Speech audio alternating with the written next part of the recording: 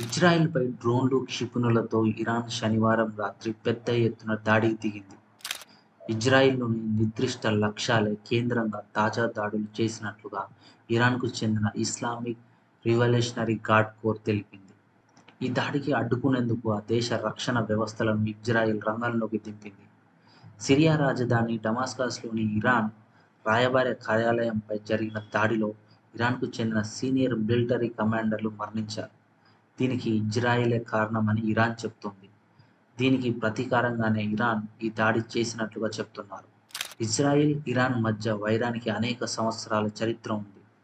ఉగ్రవాద సంస్థలకు ఇరాన్ ఆర్థిక సహకారం అందిస్తుందని, యూదులపై ఉన్న వ్యతిరేకతతో తమ ప్రయోజనాలకు వ్యతిరేకంగా దాడులకు దిగుతుందని ఇజ్రాయెల్ ఆరోపిస్తుంది. ఇజ్రాయెల్‌కు అసలు ఈ భూమిపై ఉండే హక్కే లేదంటోంది ఇరాన్. మిడిల్ ఈస్ట్‌లో అమెరికాకు మిత్రదేశంగా, ఒక దుష్ట శక్తిగా ఇరాన్ పాలకులు దీన్ని భావిస్తున్నారు. ఈ ప్రాంతం నుంచి ఈ రెండు కనుమరుగు కావాలని ఇరాన్ కోరుకుంటుంది.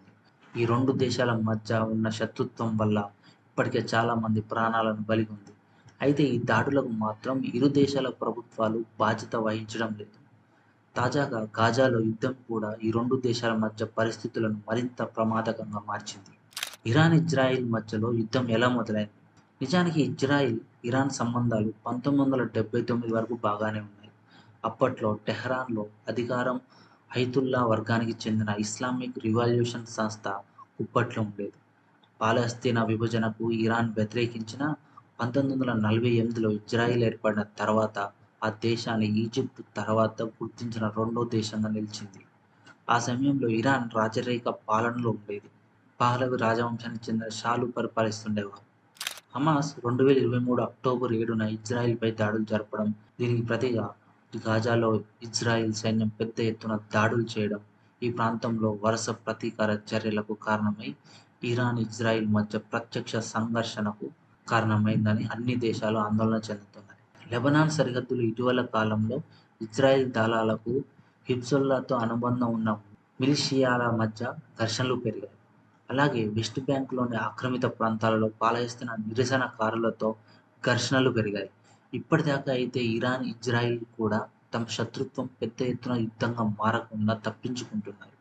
ఇప్పటిదాకా పెద్ద ఎత్తున ఘర్షణ పడాలని ఎవరూ కోరుకోవడం లేదు. గాజాలో హమాస్‌పై ఇజ్రాయెల్ యుద్ధానికి దిగి 6 నెలలకు పైగా అయింది. దీనివల్ల అంతర్జాతీయ సమాజంలో ఇజ్రాయెల్ చెడ్డ పేరు మూటగట్టుకోవడమే కాక మునుపెన్నడూ లేనంతగా ఒంటరయ్యింది. ఇంకా ఒక కులికిరాని ఈ సమస్య పరిష్కారానికి ఇజ్రాయెల్, హమాస్ కంటే ఎన్నో రెట్ల బలమైన ఇరాన్ ప్రభుత్వంతోనూ సంప్రదించాల్సి ఉంటుందని వాజు వివరించారు. ఇరాన్ విషయానికొస్తే దానికి అనేక ఆర్థికపరమైన సమస్యలున్నాయి.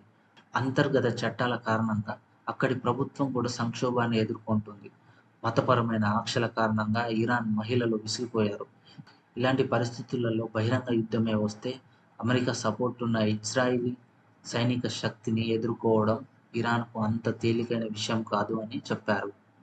కానీ డమాస్కస్‌లోని తమ దౌత్య కార్యాలయంపై జరిగిన దాడిలో 13 మంది చనిపోవడం, అందులో అత్యంత ముఖ్యమైన ఇరాన్ సీనియర్ అధికారులు కూడా ఉండడం టెహ్రాన్‌కు తీవ్రంగా కలిచివేసింది. ఈ ఘటనకు బదులు తీర్చుకుంటామని ఇరాన్ విదేశాంగ మంత్రిత్వ శాఖ ప్రకటించింది. తమ చర్య నిర్ణయాత్మకంగా ఉంటుందని సిరియాలోని ఇరాన్ రాయబారి హుస్సేన్ హక్సరీ ప్రకటించారు. అప్పటి నుండి ఇరాన్ ప్రతిస్పందన ఎలా ఉంటుందనే విషయంపై గూఢచర్య విశ్లేషకులు, విలేకరులు, రాయబారులు భయాందోళనలు వ్యక్తం చేశారు. అనుకున్నట్టుగానే ఇజ్రాయెల్‌పై ఇరాన్ డ్రోన్లు, క్షిపణులతో అతి దారుణమైన దాడులు చేసింది.